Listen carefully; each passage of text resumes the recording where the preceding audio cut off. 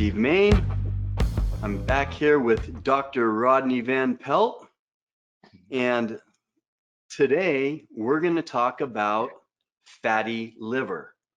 So, if you've been watching any of our videos, you know that this is my passion. I'm the owner of multiple health clubs, and it's something I've always been into and researched and so on.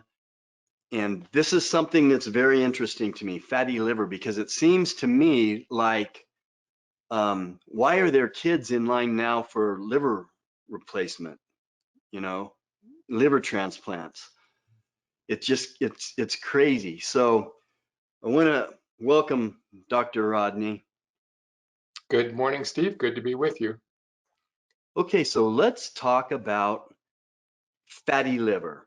First of all, what causes fatty liver? Well, I'm glad you asked, right? That is a good question. And like you, I'm really interested in fatty liver disease also. Okay, and the reason it came to be a big interest of mine is because I had a study done for another cause entirely, another reason entirely, and the result on the report came back with diffuse hepatic steatosis. Now that's diffuse means everywhere in the liver, and then hepatic steatosis is Latin for fatty liver. Fatty liver. I had fatty liver disease. That was a surprise to me. This was 3 years ago. And I'm 63 now. I was 60 at the time and discovered I had fatty liver disease. And I was concerned about it. Interestingly, my doctor wasn't. The doctor who ordered that test and got that as the result never even commented to me about it. And when I asked him about it, he said, "Oh, there's nothing you can do about it. Just lose weight and quit drinking alcohol." And I don't know what he was thinking. Like, he clearly wasn't thinking about me because I don't drink alcohol, and I'm within a few pounds probably of my ideal body weight, and so it just, he just said essentially there's nothing you can do about it. And I thought, I'm not so sure, and I went on a hunt for what to do about fatty liver disease, and I did find some things to do. Interestingly, I met for dinner with a colleague of mine who's a gastroenterologist. Now that's a stomach and intestinal doctor. They deal with the liver also, because the liver drains right into the intestines. And so he deals with liver stuff as well. And I told him, I have fatty liver disease. And his response was, everyone has fatty liver disease. And I think that that's not literally true, that everyone has fatty liver disease. But I think what he meant was, and certainly what I believe, is that it is really prevalent. It doesn't have any symptoms, and so people can get it without knowing it. And I was one of them. I didn't know. I'd been developing it for years, presumably, and I didn't know I had it. And it took an imaging study to find it. It can cause elevated liver enzymes, and that's kind of how medicine screens for it, mostly is by doing liver function tests, they call it, or LFTs. And mine were normal. They had been normal all along, but I developed diffuse fatty liver disease anyway. And so I had, it's also called non-alcoholic fatty liver disease, NAFLD. Yeah. So let me guess, we're talking about how you get fatty liver. So is this a good guess? So what happens is I eat fat, right? And it goes into my liver. Is that how it works? You'd think so, right? I mean, that just sounds so logical, right? It just seems like, let's see, there's fat in the liver, and that's the problem. So it's probably from eating a cube of butter. like you said, I ate some fat and it went right to my liver. And it turns out that is not true.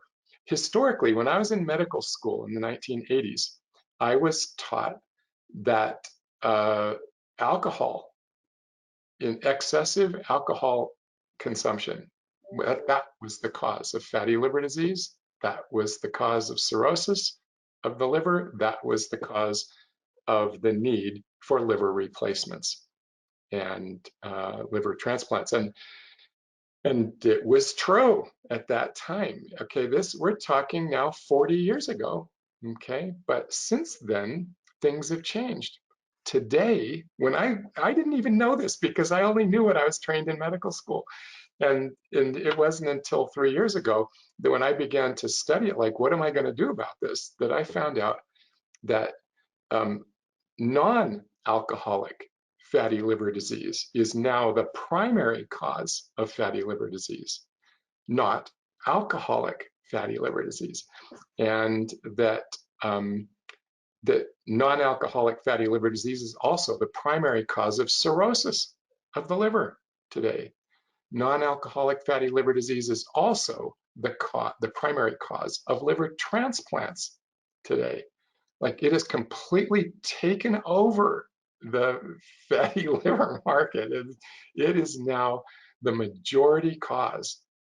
Does alcoholic fatty liver disease still exist? Yeah, it does for sure.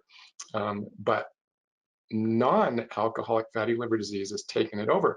And as we've already alluded, alcohol is not a fat. There's no fat at all in alcohol. You know, if fat's the cause of alcoholic of fatty liver disease, how do alcoholics get it? You know, people who drink excessive alcohol, how do they get fatty liver disease?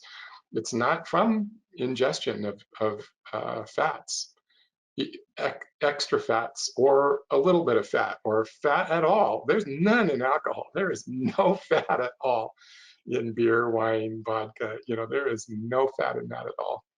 You know what is in alcohol? Carbohydrates. On steroids. Alcohol is a carbohydrate. Yep.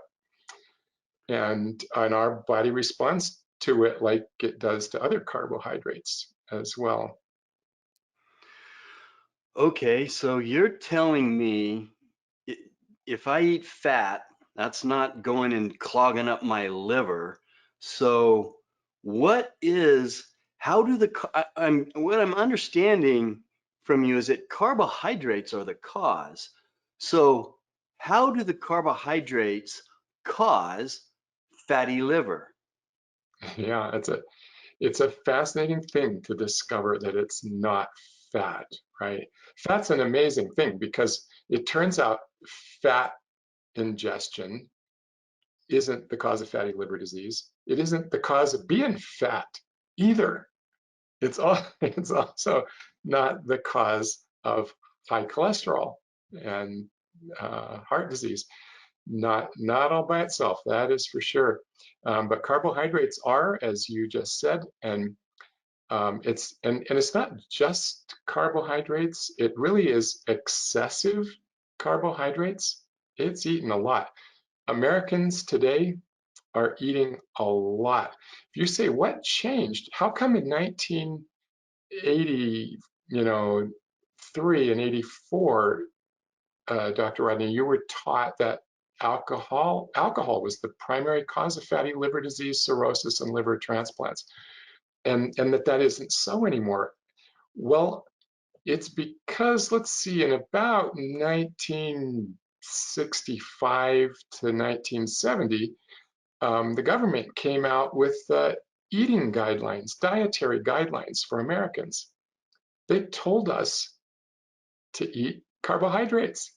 They said, if you want to be healthy, stop eating fats, don't eat fat, got to stay away from fat and anything that has fat in it, like meat, like eggs, like, cheese. Anyway, you've got to avoid fat, and you should eat lots of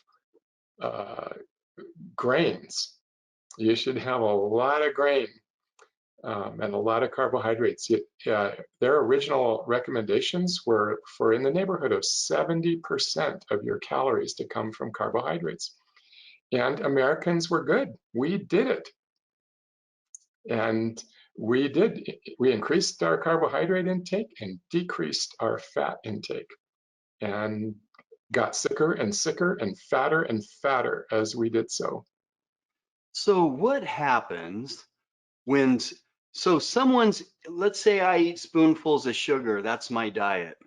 So what happens? How do the carbohydrates, how does it go from ingesting carbohydrates to filling your liver with fat? Because that's real fat. I mean, that's what's in people's, that's fat, and what's on people's bodies is fat. So how does it go from eating carbohydrate, which is energy, it's not fat, how does it end up being fat in the liver? Yeah, right. I know, and I thank you. I know you asked that question a moment ago, and I answered a different question. And thank you for having fun with me this morning. This is interesting. So you talked about table sugar, okay, eating a spoonful of sugar, and Lord knows people are doing that a lot. I mean, if we drink a soda, like a Coca-Cola or That's a bunch of Pepsi, spoonfuls. oh my gosh, what are there, like 16 teaspoons of sugar in Is that? it that many? Anyway, there's a lot of sugar in there. Like it is just colored flavored sugar water. It is a ton of sugar. Okay, so and that's primarily it could be either high fructose corn syrup or sucrose, table sugar. And you asked about table sugar, and let's talk about that. Table sugar or sucrose is a disaccharide. There are two sugar molecules in there that are linked together. Okay, one molecule of glucose, one molecule of fructose makes up one molecule of sucrose, a glucose plus a fructose. Okay, so our body can utilize glucose. It can take it into the bloodstream, take it into cells, make energy from it. Fructose, our bodies have only one way to metabolize fructose, and that is through the liver. The liver has to metabolize fructose. Okay, so if my body has a lot of calories, a lot of carbohydrates in it in particular, if it already has a lot of carbohydrates, the liver says, I gotta take this fructose and turn it into storage because I got excess. I have excess carbohydrates. So I'm gonna store this carbohydrate, the fructose. And so it cycles it around and it's called neolipogenesis. It occurs in the liver. It makes new fat. It didn't start with fat. It made fat out of that carbohydrate in a biochemical physiologic process in the liver. It literally takes the fructose, turns it into fat, and then stores it. And in this case, it stores it in the liver, in the hepatocytes. The cells of the liver are literally filled, that they begin, right, getting filled with fat until it just chokes off the function of the liver. Those cells just get so bloated with fat they just can't even do what they're supposed to do anymore, which is largely detoxify the body. Okay, so the way I'm understanding this is this energy comes in, fructose, um, sugar, carbohydrates. So the energy comes in, it's too much for the liver, so it has to store the energy, and it can't store it all in the form of uh, glycogen in the muscles or in the liver. So it stores that excess in the form of fat. Yes, Is that sir. correct? Oh, Okay. yep. And um, fructose, now, where does that come from? It doesn't just come from fruit, right? Uh, no, I mean, for instance, high fructose corn syrup, obviously Poison. not that free. It is poison, but the name tells you it comes from corn.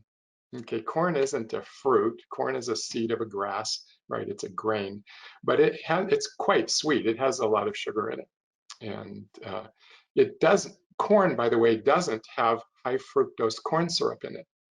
Okay, you have to, But it has fructose in it.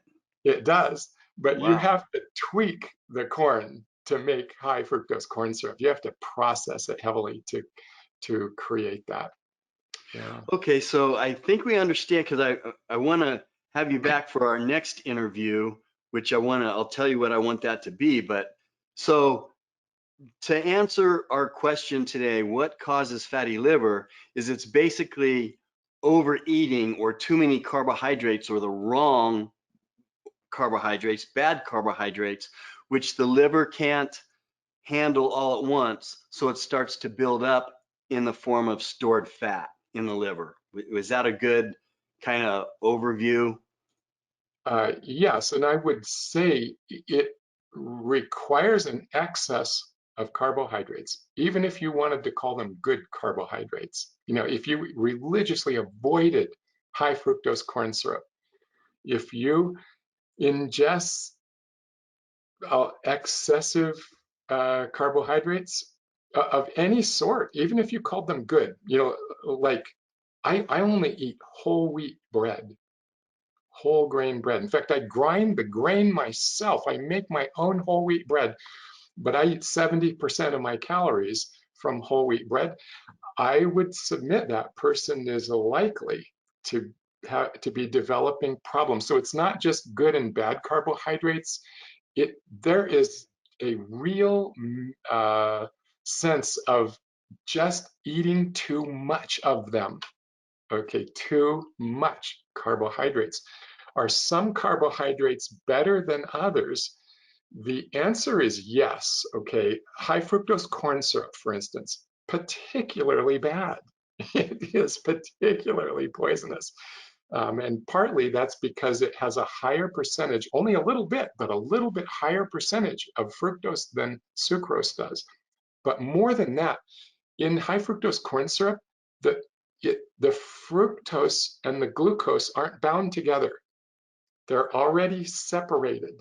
There are monosaccharides in there. Okay, there's glucose and there's fructose in a little bit different proportion. That is, there's more fructose than there is glucose in high fructose corn syrup, but it's not a lot more. It's surprising to me how it's only a little bit more, but they're unbound. Okay, so it's not a disaccharide. These are two monosaccharides. So when they get in our body and hit the bloodstream, bam, they just go nuts. There's not even a delay to split them in two. It takes an enzyme to do that. And anyway, and we don't even need that with high fructose corn syrup. Also, if we drink liquid carbohydrates versus eating them in a food, there's a difference in how our body reacts to these, with liquid being more harmful. Actually, to drink a milkshake, drink, you know, a sweet tea, right? Just a lot of sugar in any beverage. Orange juice, Even orange juice or grape juice. Yep. apple juice. Yeah. Uh-huh. They're really, really high in sugar.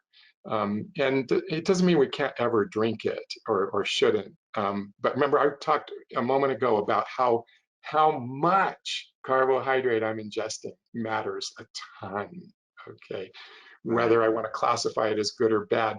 And it's a fascinating thing to begin to even just try to classify them as good or bad gets challenged pretty quickly. That's another discussion, but there's no question that excessive carbohydrate is the cause of fatty liver disease. Okay, well, thank you, Dr. Rodney. Um, we'll end it there because I want to pick up again with our next interview, which I want to find out about, is fatty liver reversible? Can we reverse it? So that'll be on the next one. So thanks for your time, Dr. Rodney VanPelt, and we'll see you soon. Thank you.